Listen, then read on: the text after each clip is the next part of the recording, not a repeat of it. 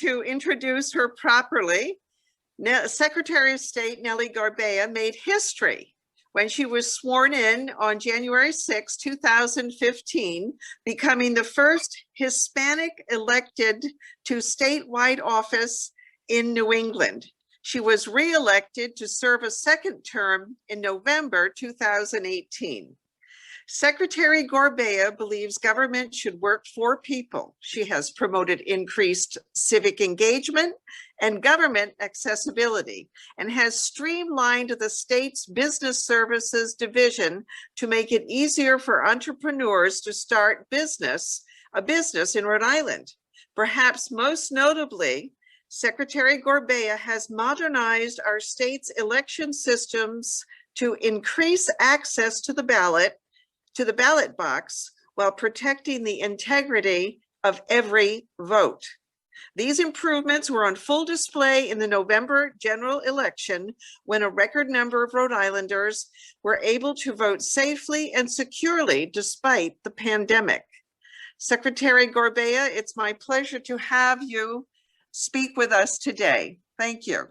Thank you so much, Elizabeth and Nina. It's great, Laurel, to be with all of you, and thanks to the participants who are joining us. So I'm going to try to go a little bit through some concepts, and then I do really want to open it up to a conversation because I think that's a much more interesting format.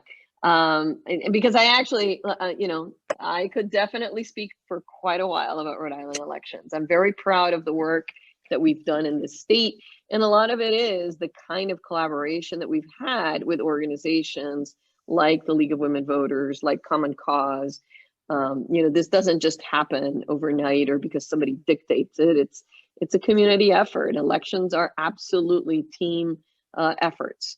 And through all the noise surrounding the 2020 election, and there was a lot of noise, I was focused on my core mission as Secretary of State, which was to improve access to the ballot box while maintaining the integrity of every vote. And I think that that's really key because I think that in other states, you're hearing this conversation about how we have to restrict access somehow in order to protect the integrity of the system. And I really, I think that Rhode Island shows that you can absolutely do both and do it well. And so, when you look back on the 2020 election, both Republican and Democratic election officials have rightfully called this past election cycle the most secure in history. And there's a number of reasons why that is. Now, like I said, this didn't happen all overnight. When I came in 2014, we started by strengthening the IT infrastructure, the information technology infrastructure. Then we went on to do a series of legal improvements, laws that were passed thanks to many of the civic groups in our state, and like the coalition that I think Nina mentioned. So we did, we purchased new voting machines based on paper ballots, which are the gold standard. We did online voter registration in 2016. We passed automated voter registration in 2017, which was an upgrade of the motor voter bill. And then we purchased e-poll books, the electronic poll books in 2018. We rebuilt the central voter registration system in 2019. And then in 2020, Common Cause Rhode Island was actually able to succeed in passing legislation. And we had in 2020, one of a handful of states that had risk limiting audits as part of their checks and balances in the system. We also purchased new equipment for the Board of Elections to handle the tidal wave of mail ballots. And so in the end, what I'm really, really proud about was that despite the pandemic, we delivered an election with a record turnout. The previous record had been made in 2008, and it was 475,000 voters. In 2020, in November, we had 521,185 votes. And so that was an all-time record. And what was really fascinating is that they were fairly evenly distributed between people who voted from home, people who voted early in person, which is a new thing in Rhode Island and which thankfully was passed by law, so it's not going away. And then on election day, for those people who for one reason or another really wanted to vote on election day. So, the thing about elections is that we've had some increases and advances in technology that, combined with the human processes of managing an election cycle, make it so that Rhode Islanders can absolutely trust the integrity here of our elections.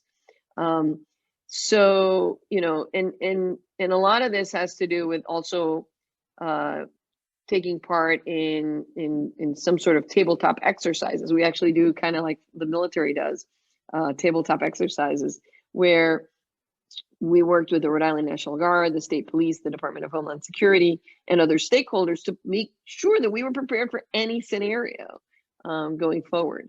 So now you've heard a lot of noise about this whole witness notary requirement for mail ballots.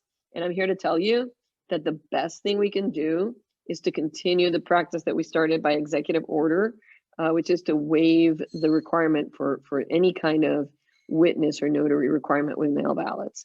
The verification of the system has always been the voter's signature and the information provided. That hasn't changed. All we did was make it easier for people to just, put it in the mailbox themselves or in the drop box. Now, I mentioned that we rebuilt the central voter registration system. That system has digitized signatures. So we're in the process of moving towards an even easier process where the mail ballot gets put into this mega machine, and the machine is able to, very quickly verify whether those signatures match, and then bump out which ones don't, so that those can be looked at much more closely. Now, in Rhode Island, let's just be clear, it's a felony to submit a mail ballot application or a mail ballot that are not or false. So, and that's punishable by up to 10 years in prison. And we've never had a case of that in the last decade. Now, with regards to voting machines, Rhode Island uses DS200 voting machines, which is elections system. ESNS is the company that we've leased them from. They are optical scan machines that use voter marked paper ballots, which is the gold standard of election security. And the machines have been really, really good in terms of giving people a sense of, I'm marking my own ballot. It's going to quickly, do the results. And then it sends the unofficial results from that polling location at the end of the evening. There's a lot of security in there. They've got an encrypted thumb drive that stores the unofficial results, the scanned images of each of the ballots. We also have, the ballots themselves that are going to be available for auditing and recounts. And so all of this stuff can be cross-compared so that we can figure out whether anybody has tried to tamper with the system. For the electronic poll books that I discussed, and I hope some of you have used them as poll workers or as voters, the poll books have been amazing in reducing voters' wait time and dramatically increasing the data accuracy and efficiencies at the local board of canvassers. Jurisdictions in 33 states now use electronic poll books.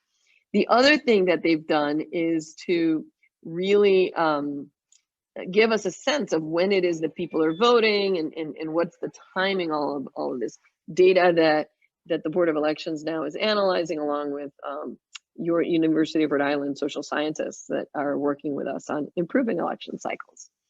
Now, sometimes people will say, well, what keeps you up at night? And I'll say it's the misinformation and disinformation campaigns.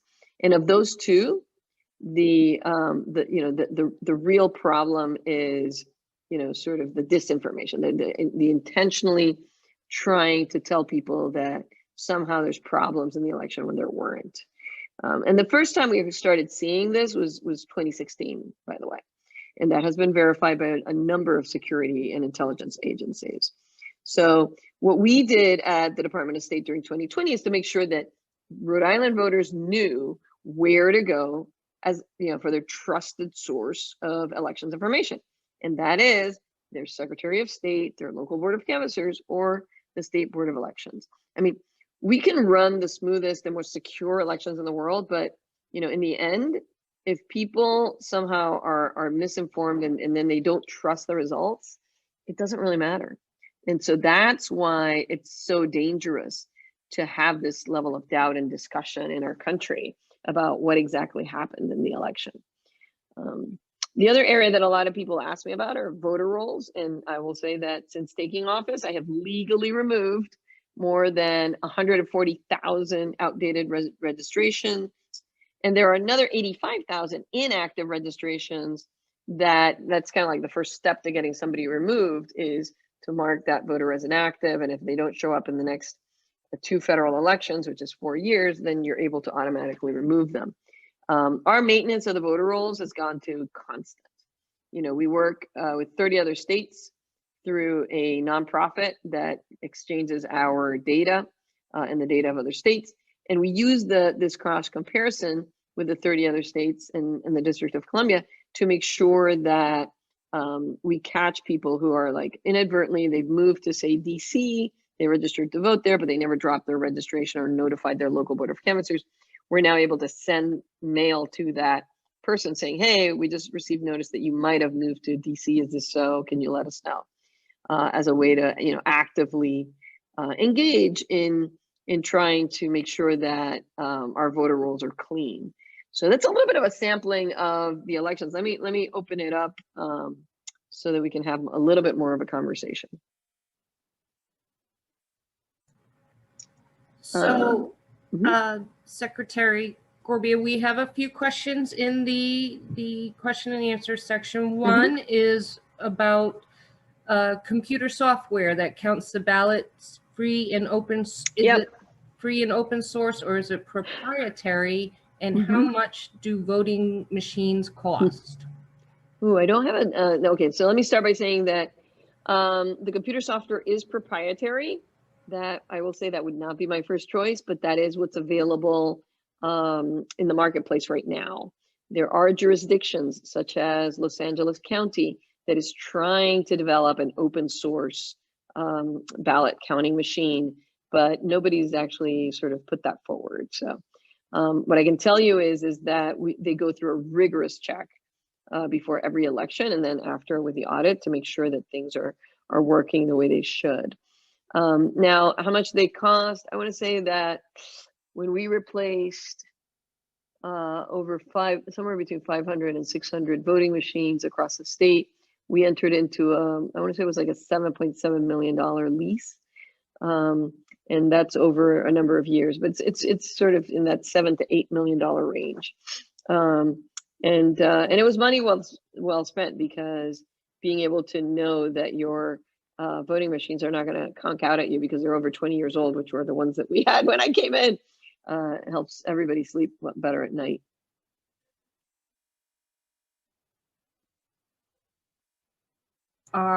Sorry, I was muted. Our next question, what do you think of the lawsuits by disability rights advocates that would require all voters to use accessible e-voting machines? So the thing with those lawsuits is that it really varies from state to state. What exactly is the heart of the problem? You know, lawsuits are a part of our system, and they are used to hold government accountable, and that's fine. I don't have a problem with that. I have engaged with disability rights advocates at every single stage of any changes that we make in the election system. And in some cases, that meant that we had to go back to the drawing board on some sections, for example, of our website. But in the case of the machines themselves, we have marking machines that allow the voter who has a disability to mark the ballot from everything with like a sippy puff to just listen and use Braille to the knobs and be able to independently mark that ballot. And then they can just put it into the ballot box like everybody else. So there's no way that you can find out how that one person with a disability actually voted, but rather just, you know, that they have that right to keep their ballots secret. So So Rhode Island is doing it right, and I hope that other states will see how important it is to make sure that everybody who is eligible to vote can and does vote. And our next question, what were the results of this year's audit? How many ballots did you inspect, and how did you select these ballots? Okay, so that actually was done at the Board of Elections. The Board of Elections is the entity, the governmental entity that runs the day of election, which includes also the post-election audit. I would encourage you, there must be somewhere on the YouTube or on their website something that speaks to this, how exactly they do the process. But I'm happy to send you more information, Mario, about it. It's actually a statistical model, and so I'm not going to do it justice to just sort of off the top of my head answer it, but I can tell you that the audit results were that there were no problems with our elections. I personally did not inspect the ballots, but I know that there's a certain number of ballots that they inspect to make sure that it's a statistically significant number. And the process of selection can be found through the Board of Elections. But if I can find the clip, I'll make sure that we send it to you. And next up, is there a cross-check system to prevent someone from submitting a mail ballot and then attempting to vote in person? Does the signature verification automatically nullify the redundant vote? Yes. So we absolutely have checks and balances at every point to make sure that no one is able to vote as vote twice. So, for example, I ask for a mail ballot that goes into the central voter registration system. I get tagged as having been sent a mail ballot. If I try to show up in early in-person voting or on election day, I will be marked on the electronic poll book as having a mail ballot, and I will not be allowed to vote. I will be given a provisional ballot, which is a ballot that goes into an envelope that's held for further inspection. If upon further inspection, the voter is deemed to be eligible and that there is no other ballot that has been entered in the system for that person, that's when that ballot that's in question can go through. And so it's really, we've really worked hard on the technology so that you can't, skirt the system and sometimes it's even inadvertently vote twice. Next up, in general, are Rhode Island's voting processes more restrictive or less restrictive than other states? How do we compare to Georgia, for instance? Well, I think we're a lot better than Georgia, especially after this crazy law that they just passed. I think that overall, we are a national leader. We've been mentioned in different articles as such. Even our form of voter ID, for example, is one that really accommodates a wide variety of photo IDs. And then my office makes the offer and goes around to the various communities with the ability to get a free photo ID for voting. So we've really worked hard to make Rhode Island a leader in election security and election participation. The other thing is that, when somebody shows up at the polling location, if there's any kind of controversy, poll workers should be telling that person to go do a provisional ballot. That's the sort of timeout, let's take a look at things kind of space for making sure that the voter's eligible to vote. So all of those are ways in which I think we've been a leader, and I hope that we'll stay a leader. Next up, will you continue collaborating with DHS, such as the use of the Albert Network security monitoring devices? How has that been working out? It's so funny. Every time I see DHS, I still think Department of Human Services, even though I've been working at this for 6 years.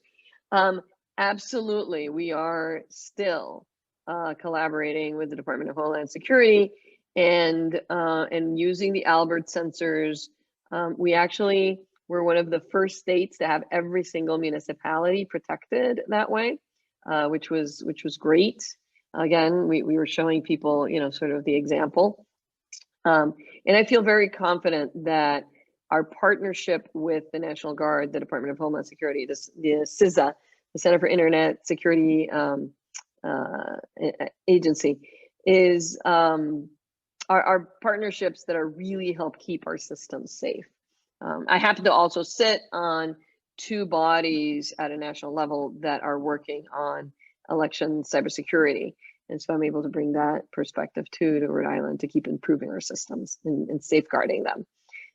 We've come to a time when we absolutely have to make sure that we protect our systems. And there's no state that has the kind of resources that the federal government has to protect cybersecurity of elections.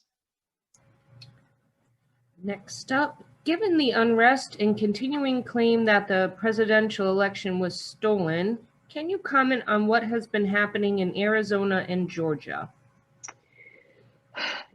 It's sad. It's really, really tragic, because I do believe that some, elected officials are using these lines of falsehoods. There's nothing else. I mean, about, there not being a fair election to protect their own incumbency. It's just the wrong thing to do. And so I hope that over time we can do away with that. The way, there's no silver bullet on this one, unfortunately. But what we need to totally focus on is civics education, making sure that our children know what they should expect from their government and how to access their government as well. So, and that's, the only way we're going to get to a place where people trust the system is when you educate them about what the system is and all the checks and balances that are there to protect it.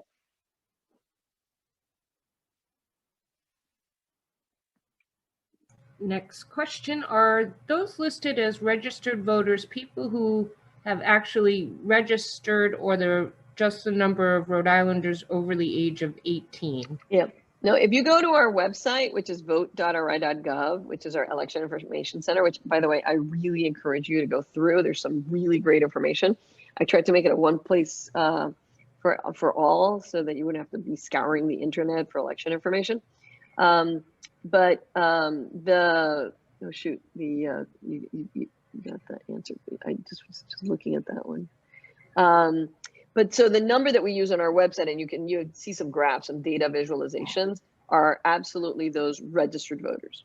Now there's we have some inactive voters, which are the ones that are put on hold to see whether or not they're going to show up and actually vote, and then we have a process for checking them as active. But every voter that is counted in the system is an actual registered voter. Okay. Is the signature cross-check system inspectable by the public? Elections are public meetings, actually. So on election night, people could actually go on Zoom and see what was happening at the Board of Elections. Now, again, this is all election day stuff happens at the board, which is a separate agency outside of my office. And so I encourage you to reach out to them next election and say that you'd like to be, an observer. There's no problem with that. So this is really just a comment, not a question. I encourage you to make audit results and the detailed processes involved as public as possible. Yeah, no, so wait, the details matter on the audit. I encourage you to make it.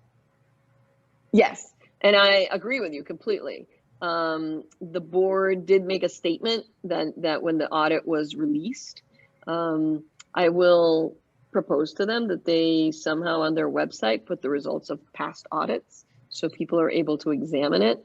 But again, they're a separate agency, so I have to do it respectful. I'll respectfully convey your concerns and recommendations on that one, because I actually agree with you on it. Okay. So can you explain what is so crazy about the Georgia law? It seems like a common sense law to me.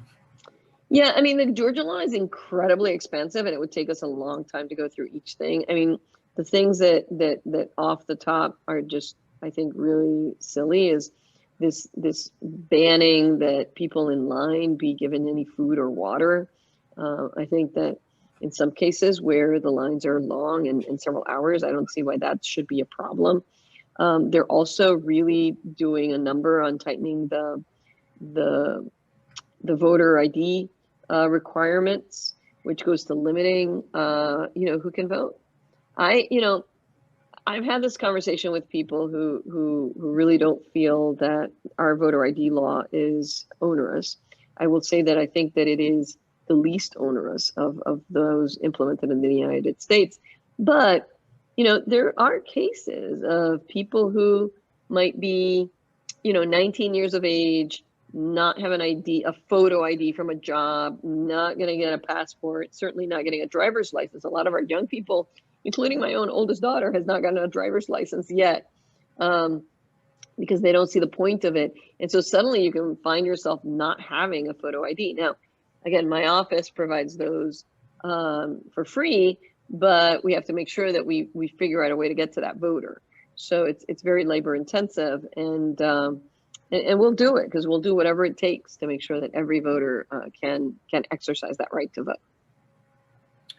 And then these two are very similar. How many registered voters are there in Rhode Island? How many Rhode Island voters are over 18? Hold on, I will. So I just saw, hold on a second, those numbers. Again, and I'm going to go to my own website to get today's count.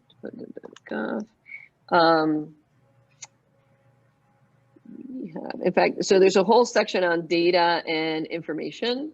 Oops, sorry, voters. I want the other one. I want the registered voters.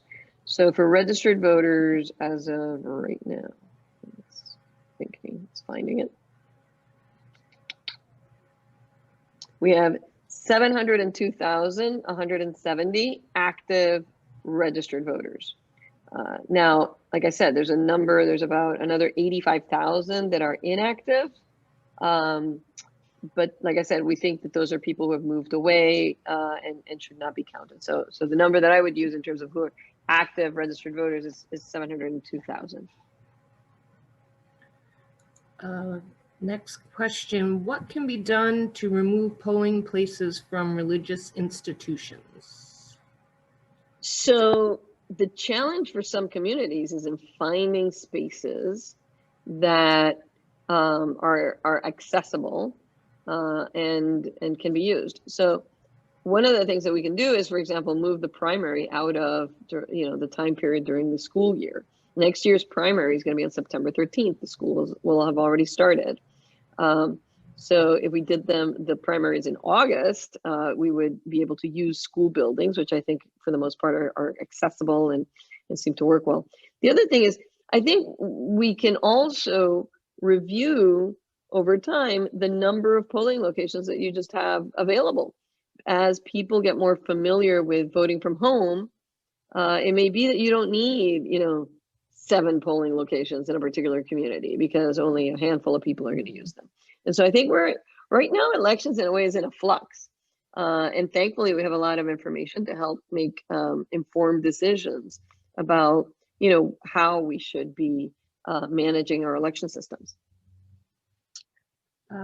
Next up, why can't all ballots be scanned and put online to allow everyone to inspect the ballots? This information, along with how the ballot was counted, would help give people a sense that the ballot count has integrity. Yeah, that's an interesting proposal. I'll take it over to the board and see what they say. I mean, I think people would freak out a little bit about having individual ballots sort of shown online. But the technology is there. We'd have to see if it's something that you can do legally. Maybe it could be done through, as part of the audit process kind of thing. But if you're really interested in this topic, I really encourage people to go to the Board of Elections. I mean, there's nothing better than going into a state agency and asking them to explain to you their processes. And that's a perfectly reasonable request as a citizen so that you can better understand how processes work. When I was trying to pass online voter registration, I had, a colleague who was in the legislature who was very concerned. And he was expressing the concerns of several others about whether online voter registration might allow people who shouldn't be registered because they're not citizens yet or are not 18.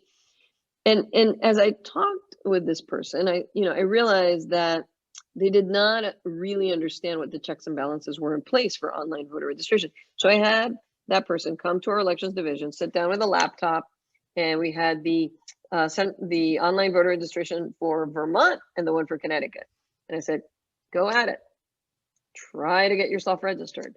And he couldn't because of the way the technology has been drafted to stop people who are not eligible, including the additional step, for example, is that the clerk at the Board of Canvassers at the local level is the final arbiter of whether a person should be going into the voter rolls or not. They're the ones who hit the accept button. It's much more secure. This is not like, oh, I'm going to put in 15 names and they're automatically going to go shoot right into the voter database. That's not the fact. You have to have a driver's license so that you can use the last 4 digits of either your driver's license or your state ID in order to do this online. If not, you have to print the form and then submit the information. So there's a number of ways in which we try to protect the system from people gaming it. Also, can you give food or water to people in line within 50 feet of the polling place in Rhode Island?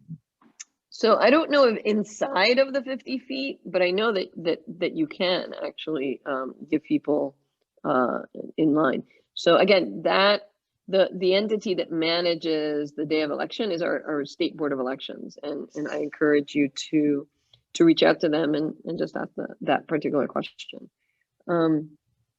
And what do you think about recent experiences in other states, such as Kentucky, with mass polling places like in arenas? Would you be cool with statewide voting at the dunk? Well, I would like to have the dunk be used mostly for the sports events that it was designed for, and concerts and stuff, so it can bring us a lot of revenue. But I don't necessarily have a problem with large locations like that. In fact, down in South County, we actually use the URI Ryan Arena as a polling location. So it has been done in the past, and I think more places that are larger like that will be used as time goes by, and more consolidation of polling locations happen, just because people are voting from home or voting early in person. And this looks like it might be our last question, but we are here till 7. And this is to the League of Women Voters, asking about their stance on ranked choice voting. So if Elizabeth and Nina want to come back in, and maybe Secretary Gorbea might want to say a few words about it. I'm actually interested in that too. That's kind of interesting. Oh, Elizabeth, you're muted. I'll let the league answer first. Oh, Elizabeth, you gotta unmute.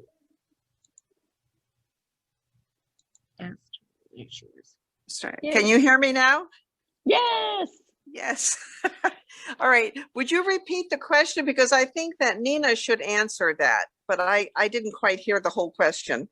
What is the League of Women Voters' stance on ranked choice voting? Oh, Nina, what do you think? What is it? What do you? Okay. I'm pretty sure they're in favor of it, but specifically why, I don't know. I mean, in general, they think it would be helpful, but I'm reluctant to say any more than that. Okay. Yeah, I would have to pass on that too. Well, I think it's a really interesting concept. And my biggest concern with ranked choice voting is, do people, regular folks, understand how it works and why it provides you know, a better result than just the majority kind of voting that we have. I understand the academic argument of it. I worry about how do you explain it in a way that people accept the results, because each of us comes into elections kind of thinking, you know, similarly to the people around us, right?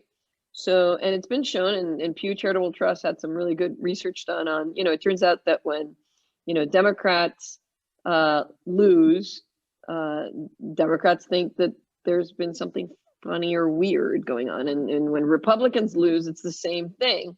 And it's because we surround ourselves, you know, not on purpose, but with people who we sort of agree with. And so like the fact that we could be so far off seems very, very odd.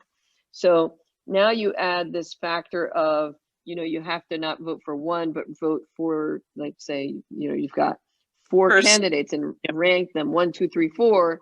And the first one didn't get the 50 plus 1, but instead, so then now we're going to see of all the voters who was the highest one in second, and the bottom ones get added in. And I've seen the cartoon that explains it. I see why it could absolutely give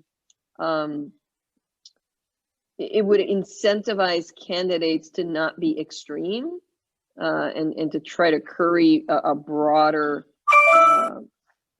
favor with a broader segment of the population. But I think it's something that we have to take a look to see how it's running in Maine and how it's running in California, and learn from those experiences before we sort of jump in and do it in Rhode Island. Well, I have a question. Okay. And this is probably to the millennials. Have you heard this from the millennials? When I talked to my niece who's 26 and lives in Oregon, she just laughed and laughed when we said that we got a form to apply for an absentee ballot. She said, I just get it and I fill it out and I send it back in. And she thought we were ridiculous. This is a 26-year-old. This is the future. So this is, but it's also somebody who may have grown up in Oregon or has voted most of her life there. So elections are cultural, are the results of culture and history. If you go to other countries, elections are run very differently, and they're much more homogeneous than in the United States. And in the United States, because of its history of independence and everybody's, you know, created their own states, and, you know, then, you know, you had the United States sort of get created. Like, you find that even in a state as small as Rhode Island, there are differences between, you know, municipal governments. There are 4 different kinds of municipal government in 39 cities and towns. So if you move from Providence to Woonsocket, from one city to another, you go from a ballot where you vote for one person for your ward in Providence, to Woonsocket, which is an at-large council. So it's the top 7, I think it is, are the ones that get elected into the council, and they all represent everybody. So this idea that voting by mail should be, you know, the thing that everybody does, I think it's going to take a little bit of time. I mean, I think we've made big inroads in that, you know, voting from home during the pandemic gave everybody like this aha moment. I would love, and I actually have legislation, I'm supporting legislation that would allow people to, instead of having to do it through a paper form, go through the voter information center. And to go into your own record, you have to provide some personal information, like your driver's license or state ID number or last 4 digits of your social. And so then you could there just select, you know, applying for a mail ballot. I also support, which is another piece of this legislation that's being proposed by the coalition, that there be a permanent mail ballot list that's created. I don't want to have to apply every single primary, every single vote, every single election. I just want to be put on a permanent list and just do exactly what's happening in Oregon, where ballots get sent to you. Again, what people have to understand that in places like Oregon, Washington, Utah, Colorado and Hawaii, which are the 5 states that historically are now doing all mail ballot elections, is there are checks and balances to make sure that those ballots are represent actual voters and are going to be, and the whole system works fairly. And they do have really high voter turnout because it's a lot easier than this idea that goes back to when we were a small community. Everybody gets up in the morning and goes vote on that one day. As somebody who lives in North Kingstown and works in Providence, I can tell you, now that I have 3 kids, I used to be the voter that would show up, at 7 a.m. to go vote. Yeah, not so much now, because now I have to worry about them getting to school, and then I got to work, and I'm in Providence.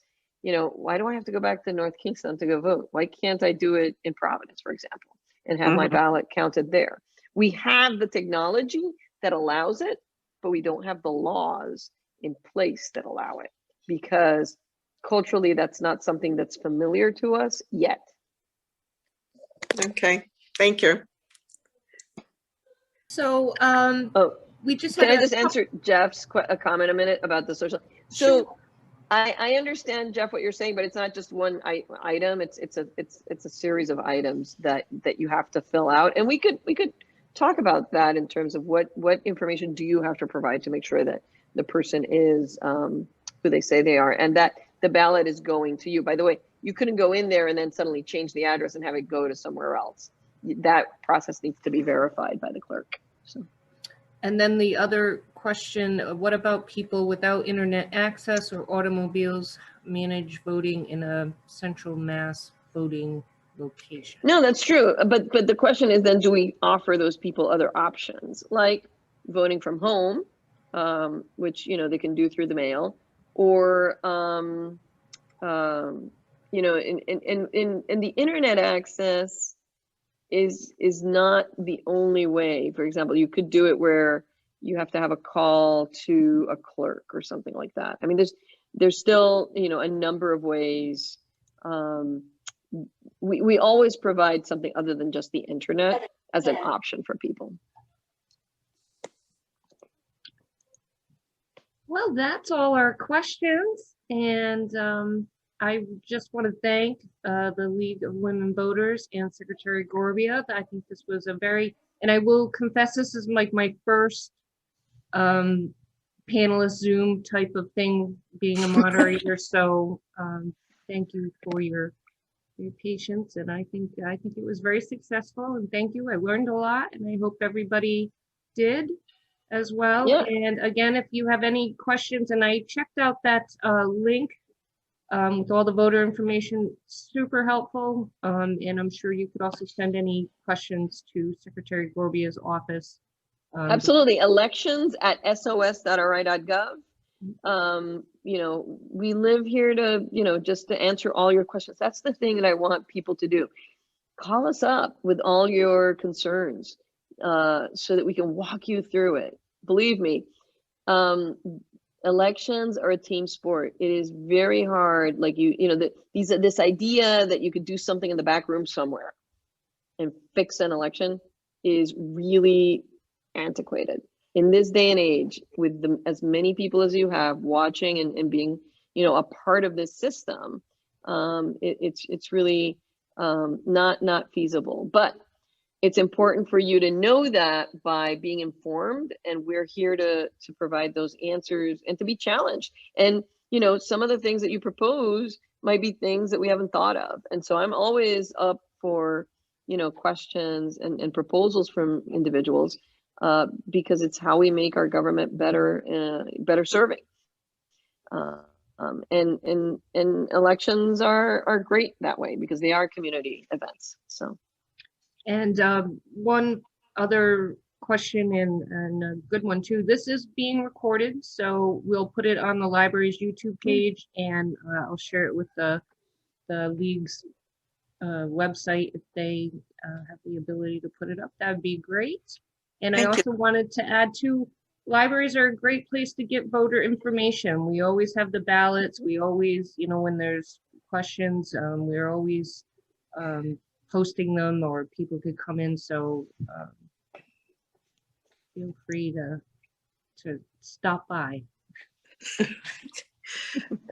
Thank you very much, Laurel, and thank you to our Secretary of State. This was a wonderful program. Thank you so much. No, thank you. Take care. Bye-bye. Bye-bye.